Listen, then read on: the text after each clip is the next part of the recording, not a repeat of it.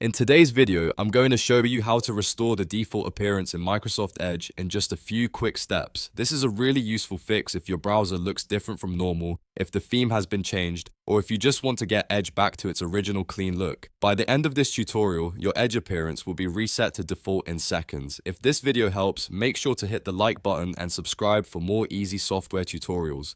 Let's jump right in. First, open Microsoft Edge on your computer. Once the browser is open, look to the top right corner and click the three-dot menu. This opens the main Edge menu where you can access all of the browser settings. From here, click on Settings. That will take you to the full settings page where you can customize different parts of Edge, including privacy, search, downloads, and appearance. On the left-hand side of the settings menu, click Appearance. This is the section that controls how Microsoft Edge looks, including themes, toolbar style, zoom, and visual layout options. If your browser has been customized and you want to undo those changes, this is the place to do it.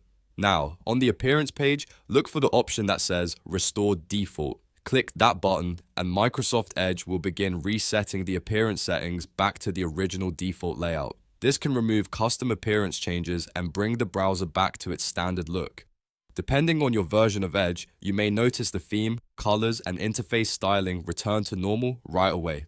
If you don't see an immediate change, don't worry. Some appearance settings can take a moment to refresh, so give it a second and check the browser window again. In most cases, the reset happens automatically and you won't need to do anything else. This is one of the fastest ways to undo visual customizations without affecting your bookmarks, browsing history, or saved passwords. And that's it. You've successfully restored the default appearance in Edge.